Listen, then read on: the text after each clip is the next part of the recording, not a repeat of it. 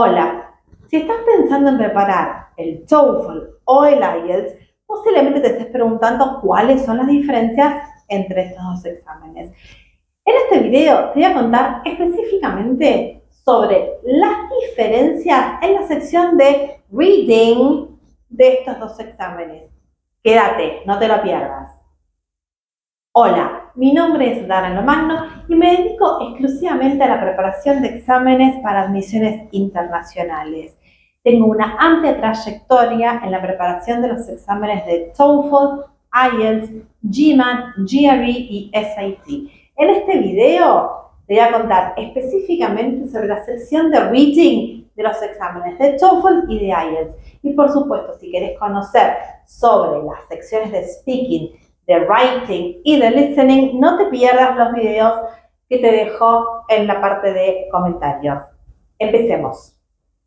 En primer lugar, lo que tenés que saber es que en la sección de Reading del TOEFL te vas a encontrar con dos textos, two passages.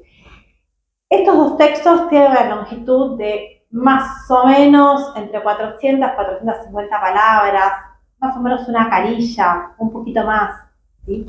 No son textos que son demasiado largos, ¿sí? Son textos que están pensados para ser resueltos dentro de un lapso de tiempo determinado. En el caso del IELTS, los textos tienen una longitud similar, pero te vas a encontrar con tres textos, three passages, en la sección de Reading. Por supuesto, el tiempo también es distinto. En el caso del TOEFL, vas a tener 20 preguntas para esos dos textos y vas a tener 36 minutos de resolución. Mientras que en el caso del IELTS vas a tener unas 40 preguntas y vas a tener 60 minutos de resolución. Esto igual, ten en cuenta que el promedio es más o menos el mismo. En el caso del TOEFL es un poquitito más de 1 minuto y medio, te diría entre 1 minuto y medio y 2 promedio, y en el caso del IELTS es 1 minuto y medio por pregunta. Por supuesto, en cualquiera de los dos casos estamos incluyendo el tiempo de lectura de los textos, así que esto siempre es muy relativo. Sin embargo, me gusta mencionarlo porque de esta manera el alumno se puede dar cuenta de más o menos cómo tiene que manejar el tiempo dentro de cada una de las secciones. Otro punto a tener en cuenta son los temas que se tratan en los textos. La realidad es que en este punto no hay grandes diferencias y te vas a encontrar con que en cualquiera de los dos exámenes los temas van a ser muy variados y pueden ser temas de biología, de geografía, de humanidades, o también puede haber algún tema que tenga que ver con algo histórico o con la descripción de algún lugar o temas de cultura. La realidad es que los temas varían ampliamente. Por eso, en cualquiera de los dos casos, siempre recomendamos mucha práctica, porque es en esa práctica cuando uno tiene contacto con los distintos temas y se empieza a familiarizar con el vocabulario. Porque si bien en cualquiera de los dos exámenes hay ejercicios, especialmente dentro de las preguntas que apuntan a el vocabulario, no hay ejercicios específicos de vocabulario, como ser completar con palabras o cosas por ese estilo. Sí, uno empieza a manejar más vocabulario con la práctica, con la lectura. Así que, en cualquier caso, la práctica es fundamental para obtener un buen puntaje en cualquiera de los dos exámenes. Veamos un poco más en detalle los tipos de pregunta entre los dos exámenes. En el caso del TOEFL, te vas a encontrar con que la gran mayoría, cuando te digo la gran mayoría, son 18 o 19 de las 20 preguntas totales que tenés. La gran mayoría son preguntas de multiple choice.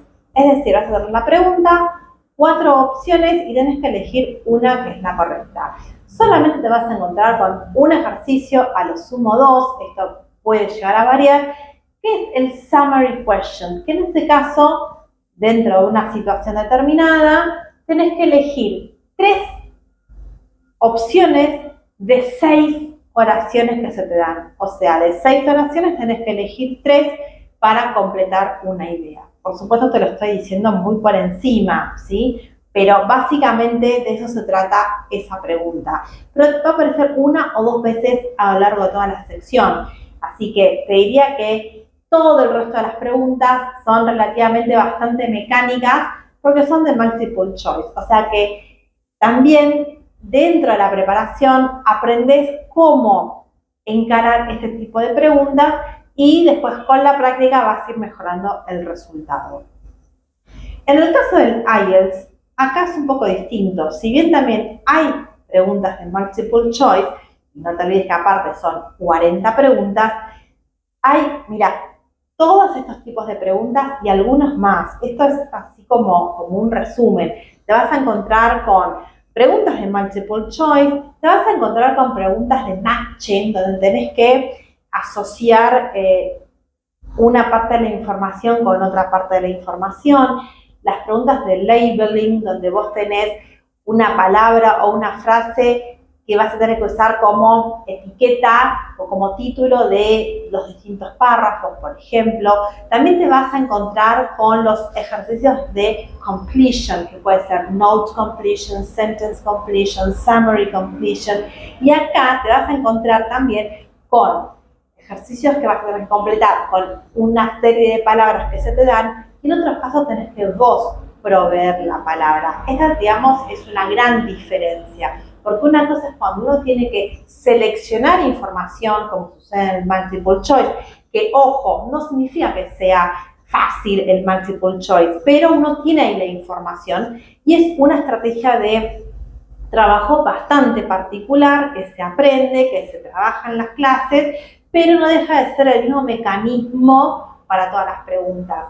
En el caso del IELTS, te vas a encontrar con que tal vez tenés que cambiar un poco el tipo de razonamiento según la pregunta, porque no es lo mismo responder un multiple choice que completar con una o dos palabras o, por ejemplo, tener que dar vos una respuesta, por más corta que sea, que es el short answer question, por más corta que sea, vos tenés que proveer tal vez con algún dato en particular, ¿sí?